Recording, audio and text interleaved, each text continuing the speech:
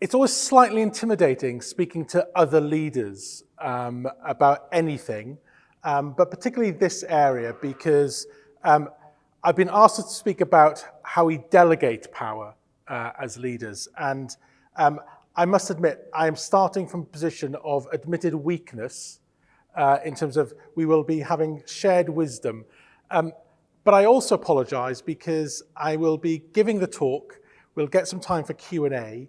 But then after the coffee break, I will be disappearing back down to the third floor.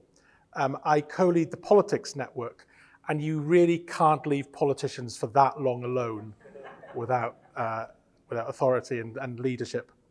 As John said, I've got a bit of background in leadership, but also I mentioned that it's all of our cumulative, sort of collective experience of over life, really. So it's not just in leadership positions do we learn about how to lead. We also sort of learn about leadership as we get to those positions as well. I came to speak to the leaders group last year, but I was with Jen and her half of the group, and she made me cry. I burst out in tears sort of towards the end of my session. I'm hoping John will be far more gentle on me. But that made me sort of reminded that sometimes leadership is difficult. And my tears partly came because recalling and recounting a sort of very personal, emotional sort of time in my journey. And my journey has been varied. This is not me sharing my whole resume with you or trying to justify why I'm standing at the front and it's not one of you guys. But it's just to say that whenever we come to leadership, we come with a sort of a history to the point that we're standing in right now. So even before I graduated from university, I had jobs in holiday time, sort of to earn some money during university time, doing holidays at that point. I worked in a gas station, a petrol station. I worked in a fish and chip shop. How more British can you get than working in a fish and chip shop? But since graduating, I've worked in a think tank at the LSE, for a local government organisation, for a trade union, for a couple of children's charities, one of which, Spurgeon's, as John mentioned, I led. The Children's Commissioner is a human rights organisation that the UK government set up in law that's got quite strong powers. So it's a sort of semi-governmental organisation. I was the deputy CEO there for a while. But we obviously sort of bring even more things than that, than just our work experience to the room this morning and the discussion this morning. It's a picture of my mum and dad. My mum was a teacher, a head of modern languages in a high school, secondary school. My dad was a small businessman, always looking for the next sort of business idea and venture. And watching them inevitably impacts how I lead. My church, the little vertical logo there, I go to a church called All Souls Langham Place in the centre of London. It was John Stott's church where he led for many years. And lots of my formation has taken place in that context, in voluntary leadership. And then the last thing that I hampered on there, during my time in the trade union called Unison, I also ran for Parliament so I wanted to become an MP. That's probably an inaccurate way of describing it. Sort of God pushed me into running a race to become an MP. And if you want to know more about that, we can arrange a coffee sometime. And it was a very clear call to run the race. I say to people, God never told me when I stood for a candidate that, Ross, you're going to be in elected office, or Ross, you will be Prime Minister one day. He didn't not say that. It wasn't that I sort of, I didn't hear a call saying, you won't be an MP. But when I wasn't elected, I could not go back and say, but God, you told me I was going to be elected. So just a little sort of, I guess I say that because sometimes God opens a door, we walk through it, and sometimes we take expectations of what's going to be on the other side of that door when God's not revealed that to us. He's just called us in through the doorway.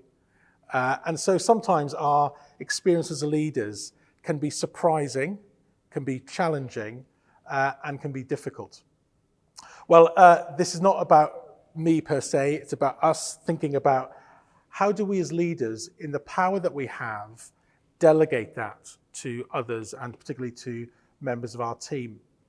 What is delegation? What does it mean to delegate? Well, that's the dictionary definition for you. What I'm going to do is in two parts look at delegation. One is I'm going to try to look at a very, very quick overview of what does the Bible say about leaders delegating authority, power, responsibility to others. And then we'll sort of try to extract from that some principles that I will leave with you to discuss about, sort of are these biblical principles? How useful are they? How do we apply them? Have I missed something? And you may want to sort of discuss that in more detail in the second part after the coffee break. So to do the Bible overview, I'm going to use a very sort of traditional, well-used model. We're just going to think about what does the Bible have to say about leadership and delegating power through the sort of lens of creation, fall, redemption, and restoration.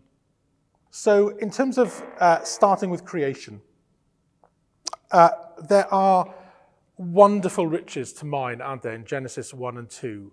And we can spend years on those two chapters and still be blown away by the depth and riches of God's wisdom and what he's teaching us in that creation narrative. But what I want to sort of to focus on in terms of our discussion and the topic that we're looking at today is thinking about what does the creation narrative tell us about a God who is the source of all power, who demonstrates ultimate power in creating everything out of nothing. But in that narrative, what does it say about how he uses that power and how he delegates that power? One of the inspirations for this section is Andy Crouch, the American author. He's got a book on power called Playing God, which I think is really helpful. It's been really helpful for me as a leader, both in thinking about the power that I have, but also in terms of how we almost redeem power, because the world sees power as almost sort of, well, if you're powerful, you're going to use it for selfish ends. Well, what does a godly use of power look like? So I found that book very helpful. And one of the things that he talks about in that book, in the very beginning of the book, is that he says that everybody grows up with a particular Star Trek generation. The original Star Trek of William Shatner. Sort of Andy Crouch is probably similar age to me, and so we grew up with the Starship Enterprise under Jean-Luc Picard's captaincy. And he says Picard in Star Trek was the type of captain that said, "Number one, make it so." And that's a very definitive, restrictive command. Sort of, number one, I want you to do exactly this at this point in time. But when we look at the creation narrative, we don't have a Jean-Luc Picard type God. We have a God that time and time again, that in the creation narrative says, let there be. Now those may be words that you've never thought about as being particularly significant, but they are both authoritative in terms of there's no denying or any doubt about who's in control, who is the one with the power, who is the one creating. But have you thought that let there be also leaves quite a lot of space for interpretation? So I've just picked out three or four verses there. The let there be appears in every day of the creation narrative. But sort of the verses here are sort of Genesis 11, 14, 20, 24, which is day 3, 4, and 5. So that picture is a wonderful little glimpse, sort of interpretation of the creation narrative. But can you see that by God saying, let the water teem, allows creation to grow into that, so the oceans. The wonderful diversity and beauty of creation is sourced in God, from God, but there's also an allowance of the growth of creation into itself. The wonderful diversity, beauty, a myriad of all the plants and the animals in creation are, yes, God's creation, but also the product of creation itself growing into itself. And in some ways, that is an echo of the fact that we, as God's creation, the pinnacle of creation, are placed in the garden as stewards. So when we think about our stewardship role as image bearers, have you wondered what that really means in terms of our responsibility? Because as stewards over the garden, Adam and Eve were not called to be gamekeepers. They were called to be gardeners. What I mean by that is that a gamekeeper is about just keeping everything as it is, maintaining everything. A gardener takes what they have and cultivates and grows things. They were called to be gardeners. So when we look at our culture, when we look at the organization that we've been put in control of, we're not meant to stand still. We're not museum curators over the little bit of creation that God has given us responsibility for. We are meant to develop that. We're culture makers. So think of your role as stewards, not as keeping what you've been given, but taking on what you've been given. So in that new creation narrative, we've got a God who allows us space to be stewards who are gardeners and grow things. But also, in the creation narrative, another aspect that may be relevant for our discussion this morning is that God created man and woman. So have you thought about the relevancy of that in terms of your leadership role and how you delegate different responsibilities and power? It wasn't good for man to be alone, so God created him a helper in Eve. Same Genesis, pun intended, but also different. And it was good for Adam and Eve to be together. We were created like our God, a relational being in terms of being image bearers. So we're created to work in relationship. So you as leaders are not meant to be there in your ivory tower alone. I know, because I felt it far too frequently and often, that leadership can be lonely. It can be very lonely. But we feel that partly acutely because we're designed relationally. Now, a lot of what we're going to discuss this morning is how do we delegate power, specific tasks and things for other people to do. But if we're designed relationally, let me just sort of give you one example of how that may play out very differently in terms of delegating power. Delegating power includes being ready to listen to, respond to, and act upon the advice of others. So one thing that we do at work is that we have a confidential and anonymous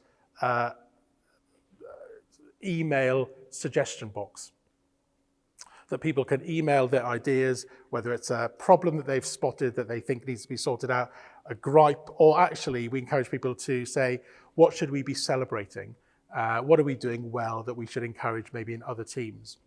Or what's being you see going on in one team that could be done in another team. That actually is a way of delegating some degree of responsibility for everybody to say, I've got responsibility to see how care could run better. So it's not just me saying, can you, colleague A, do task B? It's about everybody. And that requires, for me, a degree of delegation of responsibility to others, but also an accountability to them and a responsibility for me to respect the views that are coming in and to think about how I respond to them. Let me give you an example of how listening to your wider team in different settings can be profoundly impactful. One of my previous jobs, as John mentioned, was running a children's charity called Spurgeon's. And Spurgeon's was founded by Charles Haddon Spurgeon. Because of lots of change that had gone on in the organization, the leadership was still a Christian leadership. in the charity. The board were all Christians. I had to sign a document saying that I was an evangelical Christian. My senior team did. But we grew over many years through winning contracts from the state to provide local services.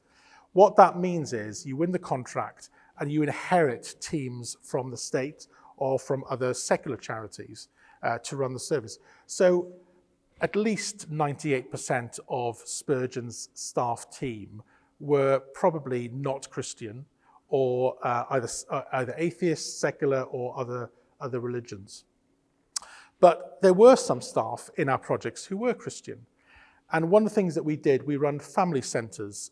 These centres where, in deprived areas, where families can bring their children and they learn things like financial advice, how to manage their money. They learn how to cook good, healthy, nutritious meals on a budget. They learn how to play in a developmentally healthy way with their young children. Or it's just a safe space for them out of the chaos of their lives to come and bring their children. So they're really important centres in deprived communities that are often chaotic and very unfriendly places for families to thrive. So we had some family centres in Birmingham, which is the UK's second largest city, and we had some Christian staff in one of our centres there. And they thought it would be a really nice idea to run a Bible study group for mums on Wednesday mornings. And so the mums would come in, the children would have a safe place to play, they would study the Bible, and then there would be a lunch afterwards for the mothers. And that was going really well. I went to visit, and it seemed to be going very well. I went back a few months later and got told a story about the group. One of the things they were studying was the Sermon on the Mount and the Gospels, and they came to the account of Jesus feeding the 5,000. And they did the passage, and as they always did, to this non-Christian group of mothers from very chaotic, difficult backgrounds, the worker said, "What strikes you from this passage?" And I'm sure you're very familiar with the feeding of the 5,000. We probably studied it many times. You had lots of sermons, and you think you've heard it all. And one of the mums said, "What strikes me is that Jesus fed everybody the same meal." And what was happening was we were giving them what we thought was a very lovely lunch at the end of the study. The local superstores would donate food. We'd cook them a lunch. But the staff were keeping some of the fruit back and making a nice dessert pudding for just the staff members at the end of their shift. And the mum was basically saying, well, in the Bible, the Jesus that you say you follow fed everybody the same meal, from the highest ranked person to the lowest ranked person. They came up to the disciples and got fully fed the same meal. Why are you giving us a different meal to the staff members?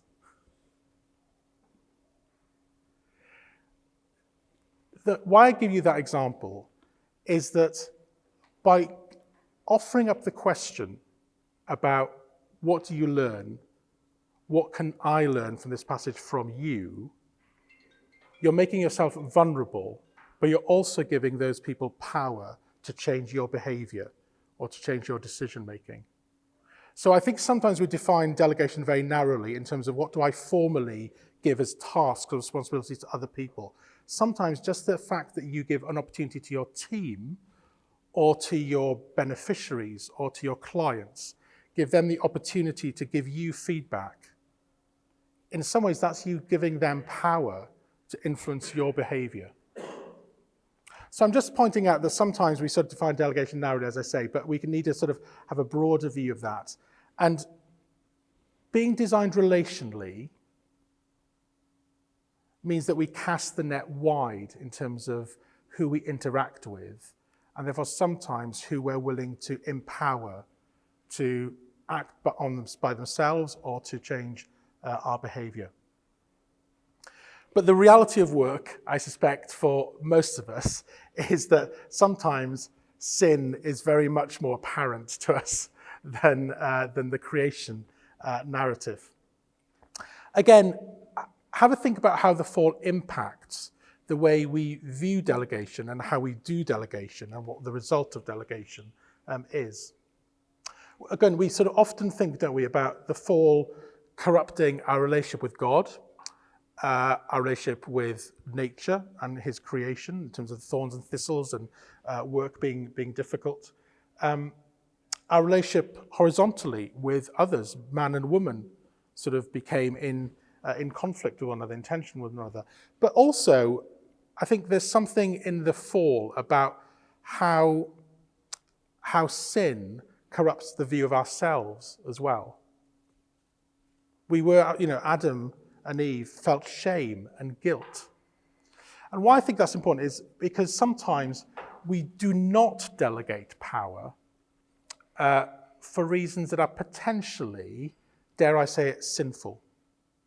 So let me give you some obvious examples of why we might not delegate. Is it easier not to delegate because it's just easier to do it yourself? I know there's lots of times when I think I can't be bothered to explain what I want this person to do. I'll just do it myself because it's quicker and easier for me to do it myself. Or sometimes I don't delegate because I actually have a view that other people are incompetent. I'm going to be far better at doing this than they are. And I want a job well done, so I've got to do it myself. Now, I think we'll come on later to sort of saying that we do need to realize that everybody has different capabilities and capacities, and we need to realize that. But sometimes I'm too ready to sort of hold on to things myself because I have a low view of other people. Sometimes, well, it's only me that can possibly do this task. Nobody else. It's not just that others are incompetent. I'm the only one that's got the skills to do it. And then sometimes it's just that I want it done my way. So somebody else may do the job competently, but they won't do it in the way that I would do it. And therefore I struggle with that. But I want to suggest another couple of reasons that actually, really interestingly, some of the business research has been identifying more and more of in recent years. And that is that sometimes we do not delegate because we sort of like enjoying the martyr complex of being the humble servant. I had to rebuke myself. I'm going to completely undermine my humility now by saying that one of the things, I try to get into work very early, partly because, before anybody else, partly because it's an email clear zone early in the morning. Nobody's emailing me or knocking on my door, so I can clear lots of work out. But also, where I'm intentional and at my best, I go around the office praying for different teams in their different offices. But I also try to do something that would serve them. So often that means unloading the dishwasher and putting them away. And you know what? The one time when a colleague came in early and saw me doing it and then mentioned it at the team meeting and said, oh, I thought it was great, Ross, that you were serving us by unloading this. The pride in me swelled up. And I was thinking, well, I wonder if I unloaded the dishwasher a little bit later, some more people would see me unloading the dishwasher. So sometimes we have a bit of a martyr's complex. But the other one, which I think is probably very prevalent in Christian circles, is guilt about loading responsibility and workload on our colleagues. So there was a Harvard Business Review article in September 2023 by a business academic called Dina Denham-Smith. And she starts her article by quoting some of the research that she's done. And she's sort of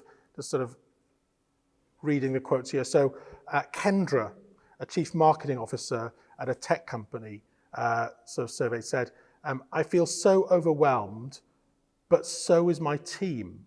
I feel guilty about asking them to do any more work. Or Miguel, a founder of a fashion company, said that he didn't delegate because he was worried about the welfare of his team. So I think sometimes our reluctance to delegate comes from a very good place, a desire to serve our team and to sort of try to care for them. But my contention, my sort of proposition to you, as we'll see, is that actually delegation is a good thing for you as a leader, for the person who's being given responsibility, but also for the people around you as well, seeing that role modeled. And in the Bible, we see the impact of lack of delegation, don't we? In Exodus 18, the Jethro principle is at work. Moses' father-in-law. So Moses is feeling overwhelmed with work, but also he's not just exhausted and feeling overwhelmed, but actually he's not serving his people very well because he's trying to deal with and judge all of their problems and their issues. So Jethro says, well, what you need to do is find trusted, godly men to oversee 1,000, some others to oversee 100, then 50, and then 10. So you create this hierarchy where Moses, if it goes up the hierarchy, you will only be getting, if you like, the precedent-setting cases. And then that releases you to do the priestly role that God wants you to undertake for the people of Israel. So that's a really good principle.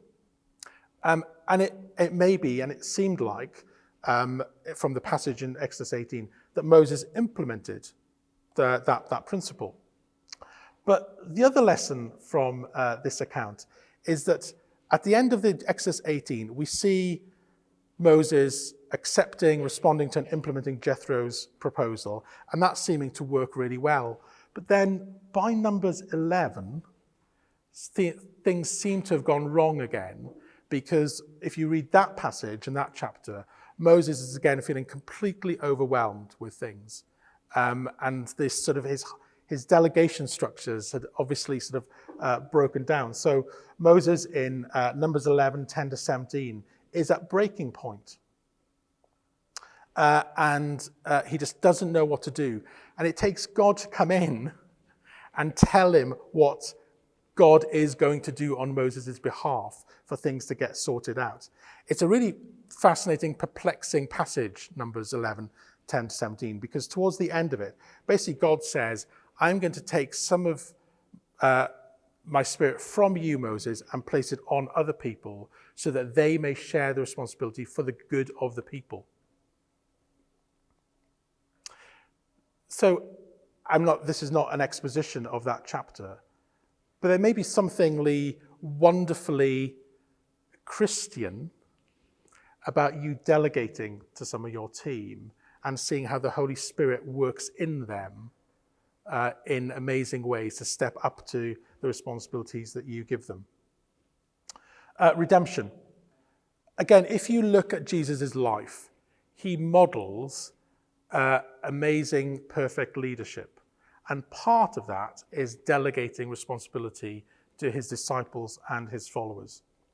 And there's accounts, how he sends out the disciples, what instructions he gives them when he first sends them out, compared to sort of the mission statement that he gives when he ascends to heaven, and seeing the progression of how the disciples have grown during that time. But also, he talks about delegation in parables as well. So there's a couple of examples on your handout, but one is the parable of the bags of gold, Matthew 25, 14 to 30. And again, in that parable, we see there's a really clear sort of principle there of how trust is built when you're delegating power. And it's partly built, so you're trusting somebody when you delegate a task to them. And it seems in this parable that there's a principle there also that when you're delegating, you have to understand who you're delegating to. What is their capacity and what is their capability? So not everybody got given the same amount of gold to look after. It seems somehow related to the understanding of what their capacity and what their capability was. They were also held to account. So when you delegate power, the people that you're delegating to, it's not just, I'm giving you this responsibility, goodbye, go away, take care of it. There's an accountability. you're still sort of overseeing what's happening with that delegated responsibility. So with the bags of gold, there was an accountability. What happened? Did you grow the money, or did you diminish it? And so there's an accountability. And then there's an element of faithfulness. In Jesus' teaching, it seems that when you're given responsibility, when somebody delegates responsibility to you as an individual, and you step up to that and accomplish it well and competently, there's an expectation that you'll be given more responsibility so that you will grow in what you're given responsibility over. And in this parable, and Jesus' teaching and explanation afterwards, there's a clear link. Well, initially, you're given stuff to look after. But if you look after your stuff really well, the ultimate responsibility is looking after people. So look after the bags of gold, and you'll be given cities to be responsible over. So there's a degree to which when we are faithful, we are given more responsibility. And if we are able to look after stuff, we will be given responsibility to look after people, which is the ultimate sort of far more valuable than any bag of gold. And from a leader's point of view, what does that look like? How does it mean intentionally that you are growing people in terms of faithfulness, but also sort of them growing to their responsibility so that as you give them tasks, the next one will be a bit more difficult and a bit more to look after? And of course, in the early church, in Acts, there was a delegation, wasn't there? Actually, the apostles couldn't care for everything, so they appointed deacons and overseers to sort of take part. There was a delegation of responsibilities and duties, so the church was looked after well. And in all of these examples, it seems that it's not just something that sort of the delegator is freed up to do their role better, to do the things that they were maybe designed to do or given responsibility to do. It's not only good for the person who's receiving the responsibility to grow in their ability and their capacity, but it's also for the good of the people around them as well. So lastly, in terms of this sort of very quick Bible overview, what about restoration, the new creation? Again, you may think, well, what has this got to do with delegating power? Well, can I suggest that part of our lives now are about giving people a signpost to eternity and what is to come, but it is also part of a spiritual formation process that's getting you ready for new creation. And both of those elements, I think, are important when it comes to you role modeling and doing delegation in your leadership roles. Delegation, as I've said a number of times already, I think is formative in terms of the person delegating. It's formative for the person who's receiving the delegation, and it's formative for the people around that relationship as well. So as I've said, I think that by delegating power, you are being a coach to people who are in training for eternity. You realize that, sometimes we tend to sort of, our Bible start with Genesis 3 and sort of end at sort of Revelation 20. So we start with the fall and end with judgment. And actually the riches of creation are sometimes neglected, but also our hope is neglected. So we are saved for an eternal relationship. And why I think that's important in terms of this area of work is that just as in Eden there was work before the fall, I suggest that in some way we will work, but not in a way that is thorns and thistles and toil, but there may be work in the new creation.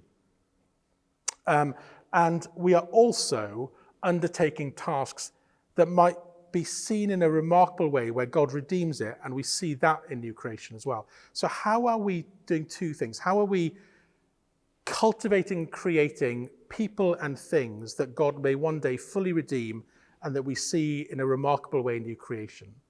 And how are we preparing people, putting them in training for being those fully redeemed image bearers in the future? I think when we think about new creation, the new heaven and the new earth, and how God will redeem all things, how the wealth of the nations will be taken into the New Jerusalem. We can't define that, I think, too literally. So the Excel spreadsheet that I will do on Monday morning, I don't think God is going to fully redeem that, and I see the Excel spreadsheet in new creation. But the point of me bringing maybe order to a chaotic situation, and that leading to a better outcome for families or for individuals, that then may somehow be realized in their lives seen in new creation. That may be something that's mind-blowing. So in the way that you delegate, you are helping train people up to be the people that they will be one day in new creation, and also role modeling what it looks like, sort of the family of God working together.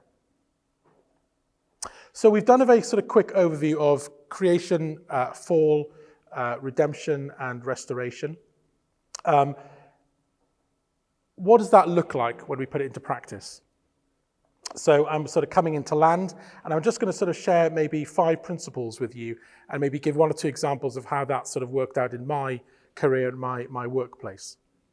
So I think from that sort of very quick Bible overview, one thing that I think is incredibly important when it comes to delegating power as a leader is clarity.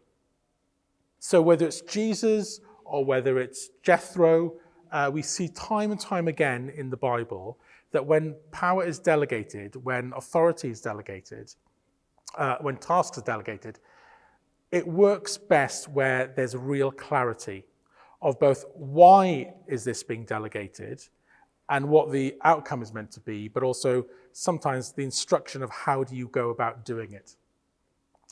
That can be really difficult, and it can be a real investment of time on your part. Let me give you an example from my current workplace. One of the things that we do 3 things. We work with politicians, we work with churches, and we grow the next generation of leaders for the public square. That's what sort of CARE's basic job is.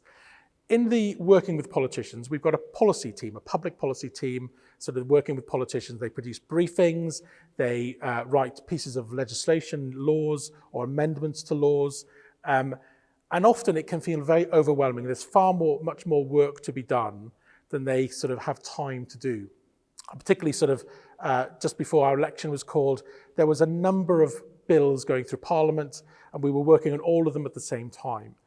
And often that team sort of says, oh, we're working well into the night and we're working weekends, and we've got loads of things to do. And I've invested quite a bit of time in the last couple of months with the leader of that team and then the team itself to think about how do you prioritize your workload so that you know the good things to do or the better way to use your time. So that when I'm delegating a task for you, you've got the capacity to do it, and also you know where that might fit in terms of your priorities.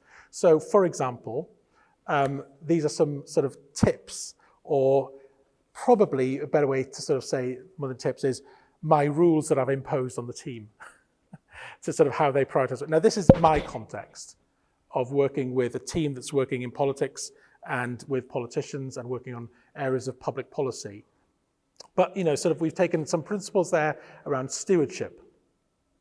So I found that my team, one of the really glorious, lovely things I think about the organization that I work for is that I call us a low ego organization.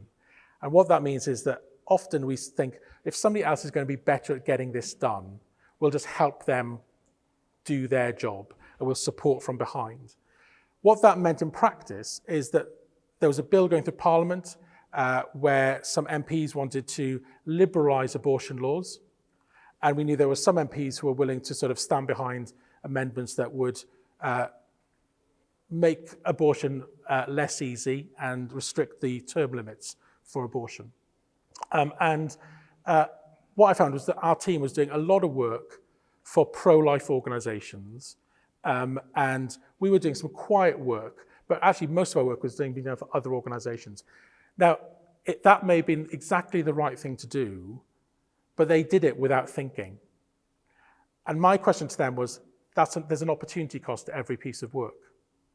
So if I'm then coming to you and saying, I think CARE's priority is to pass a bill or to amend the law on human trafficking, can you do that for me, please? No, we can't because we're busy doing something else. So be really clear with what you're asking your teams to do, and sometimes invest a lot of time in helping them understand how that can be done. So another sort of thing that we're doing with that team at the minute is not just helping them prioritize their work, but thinking how they are being better, how we skill them up in knowing what to delegate up to us, what they should be holding themselves, and what they should be expected to be delegating down from me. One of the other teams at work, the corporate services team that sort of basically help run the office. We've got somebody who heads that team who's relatively young and junior, but she's responsible for HR policy and running the office. And what I've discovered is that she was signing off things that really needed to come up to me. But because she was doing that, whenever I thought about giving her a piece of work, she was saying, I'm really overwhelmed, I'm really sorry, I just don't have the capacity. But it took me investing time to journey alongside her to, one, realize exactly what her job was. Secondly, to understand what she should not be doing and help her know how she should be moving that on to somebody else. Then that enabled me to delegate some of my things that I was doing that I really should not be doing down to her level. But you see, if I'd have just given her the stuff to do because I thought, well, you're capable, this is not my job, and it's blessing you to receive this because it will grow you, she'd have been just crumpled. She'd have been crushed by that. So it takes a lot of investment of time for us to get to know our team well enough, and actually, dare I say, know what they do well enough, to that sometimes challenge them and say, you don't need to do that. It shouldn't be you that's doing that, or we shouldn't be doing that, to enable you to have the space to be able to delegate well. And clarity around people's role and responsibility is really important. Subsidiarity, a nice social Catholic teaching principle there. I think that is an important principle. I don't know if you've heard of this book. It was David Marquette was a US naval commander. And he's now become a business guru on the back of the fact that he was made captain of the USS Santa Fe, which was a nuclear-powered submarine. And the Santa Fe was the worst performing ship in the US Navy on all sets of criteria. People sort of just wanted to get off that ship as quickly as possible and onto another ship. Lots of the criteria you'd judge the Navy were using to judge successful ships. They were performing at right bottom of the Navy. He went in, acted as the normal sort of command control hierarchical sort of US Navy captain, and nothing really changed until a couple of things happened where he realized that sort of he gave a command that was a really stupid command, and his crew still carried it out. He said, and when it all went horribly wrong, he said, why did you do that? Well, because you told us to. And from that point, he thought, well, we must have a better way of doing things. So his principle is delegate down to the lowest safe level and empower those people to make good decisions. Now, the only thing, I think it's a really powerful, very alluring, tempting model to have. And I think there are things there that would challenge us and it's good to adopt. But I would just sort of pose a couple of sort of maybe challenges to it. For example, does it assume a level of competence in all of his team or all of his crew? If you're on a US nuclear-powered submarine, you've probably got a level of competency to be able to do a certain level of decision-making. Have you ensured that your team has got that competency? Obviously, in this, it sort of requires that different ranks of people will have different levels of competency and therefore given different levels of responsibility. But I think it does assume that your whole team has a base level of competency. And I don't want to be too negative, but sometimes you can't always assume that in different teams. Does your team is not just clear about what's being delegated down, but when they can challenge back up?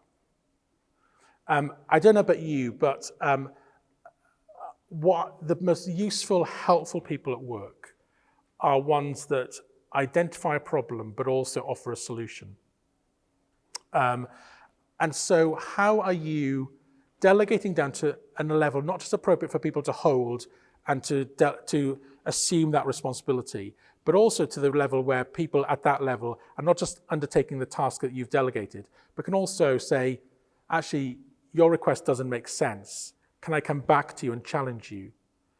Why I say that is because, for example, if I delegate a task down to the most junior person in my office, we're pretty informal, but there's still a power imbalance there. And actually, they would feel intimidated coming back to me and saying, Ross, I think that's not a great idea, or that's not a really good request. So in delegating power, it's not just about what can somebody deal with, but is the power relationship such that they can come back to you and challenge you and offer you a solution if that's required. Communication.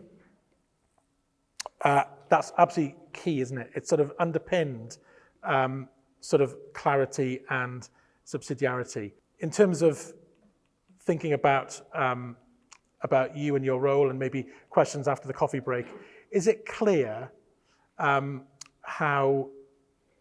people how they are to progress their job? I will fully admit one of my failings, again, this is sort of a humble brag in some ways, I think, so sorry for that. I'm just realizing that now. But there's a psychometric test that I have a professional coach that I meet up with every few months, and she loves using a psychometric test called Strengths Finder. So you fill out questions and you sort of identify what your top 5 strengths are from about 40 different characteristics. And a couple of mine are strategic and futurist. That can be, I hope, wonderfully blessing to leading organizations in terms of thinking, where do we want to get to? What's going to be the future challenges? What can we do to sort of respond to those? But I'm often several steps before my team. And I frequently forget to explain to them how I got there. So when I sort of meet with my SLT, and we're talking about the business plan or the strategy in particular, I'm talking about stuff, and they're thinking, Ross, where's this come from? And I often fail to explain how I've got to where my thinking is, and how do they come along on the journey with me, and what parts of that journey do they need to be responsible for, because, quite frankly, I would be useless at it.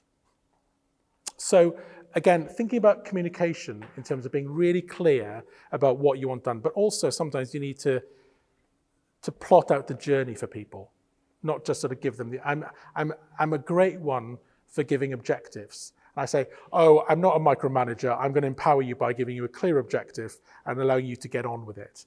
Sometimes that's really disempowering to do that. And over the years, I've hopefully become wiser in knowing when to spot people having a look of fear when I give them that objective and don't explain how they could realize it. That applies at home with me as well. Let me just say that my wife has just finished doing a degree in spiritual formation, and she has got a very clear idea what the need is in the UK for what she wants to do in terms of working with leaders, but will say to me, but nobody's got the job that I want to do, and nobody's funding it right now. And we've had a couple of really difficult conversations where I'm talking to her about things that she needs to accomplish and achieve. And what I've then realized after a couple of tense conversations is that I'm probably talking about stuff that she needs to do in about 3 or 4 or 5 years' time. And even this last week, she met up with a friend who said, I think Ross is right, but this year, what that means is you should be doing these things. So she's liberated from that conversation with her friend because her friend's given her the manageable steps to do. And I've sort of given her the vision of where she should get to in 5 years' time. And she was completely sort of frustrated and overwhelmed. Like, I don't know how to do that. Like, you might be right, but I just don't know how to do that. And it took a friend of hers to show her okay, year one, you can do these things. Oh yeah, I can do those things. Well, when you do those, you can then do these things in year two. Oh yeah, I can do those things. And I was just rubbish at that. And I'm still learning how to do that with my team. So I need to surround myself. Part of my delegation is having a senior team that understands me and then can actually sort of work with me outside of those formal meetings to sort of put that into practice. Support. Again, what support are you going to put in around these? I've mentioned before, this is a really important area. Delegating is not just a one-off task. It's a long-term process of growing people.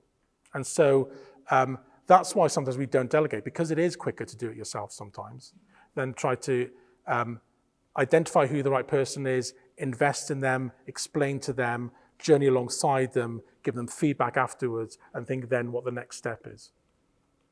What's the right support that you're putting in place? And then lastly, consequences. It's that accountability point that I mentioned before. It is good and right and godly to give somebody feedback, not in a way that, if it goes wrong, that crushes them, but is constructive. So we have to rebel against the culture that is everything's positive and everything's great. Some things go wrong. We all make mistakes. We all have failures in our history. But it's how we have been supported to come back the next time better at that. Or to just get feedback that is really good and positive. So again, I'm going to use my wife as an example here. I'm really hoping this is being filmed, but she never watches this, because I'll get into trouble if she does.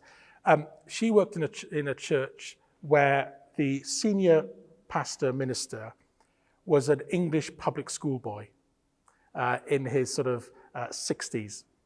And being very English, slightly posh, when she went for appraisal, he said to her, "I think you're doing a competent job." Now, for an American from Boston, being told by your boss you're doing a competent job, she was devastated in that first appraisal. She thought, I must be doing something terribly wrong. I'm only competent in my job. She was used to an American appraisal that if she was doing a really great job, "You're doing a great job, marvelous, well done, fantastic, keep going." But the English public school boy boss, you're doing a competent job, was effusive. But she didn't realize, there was a cultural mismatch there. But my point is that people do need encouragement. So when you delegate, be honest in your feedback. It's good to be accountable and give accountability, but don't crush, empower. Going back to the creation narrative, God's use of power was giving away power to empower his image bearers, not to overwhelm them with responsibility. How are you as leaders holding people to account, but in a way that is empowering and growing them? So consequences. I just wanted to end by saying that, of course, when we delegate power, this is not the objective. I think I've made that very clear. Our objective is not we give away responsibility and tasks so it gives us less to do and we can kick back and have a bit more free time. No, actually, when we delegate power, we are doing it to build up the people that we've been given responsibility for. We are doing it because we're caring for ourselves. We are implementing a godly rhythm of work that is good in God's sight. We are building up the body of Christ, and we are seeking the common good, because as we delegate power, the job gets done better, and therefore we are serving the people. And in doing all of those things, my contention to you is, as you use your authority in a way that delegates power, not holds on to it, you are pointing to a better story. And in this world, delegating power, using power in a godly way as leaders is distinctive. It's revolutionary. It's attractive and magnetic. And it points to God's model for a better life. So I don't do these things perfectly, but these are some of the things I think that over my career and over my experience of working with volunteers in different settings, I hope that God is growing my wisdom, not just as a solo effort, but when I come into relationship and contact with people like yourselves. So thank you.